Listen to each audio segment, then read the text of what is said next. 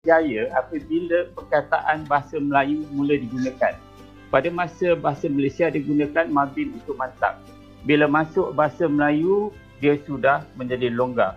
Jadi teori saya lah, jadi tubuhlah satu majlis baru, majlis antarabangsa bahasa Melayu.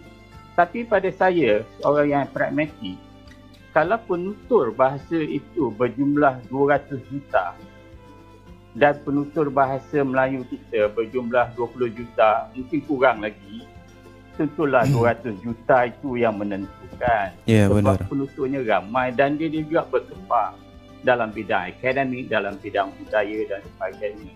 Bahasa Melayu itu pun datang daripada bahasa dia, bahasa Riau. Wow. Ya, jadi sekarang saya punya pandangan, para pejuang bahasa yang hebat-hebat ini biarlah berfikiran pragmatik sikit. Jangan terlalu taksub dengan kemelayuan itu.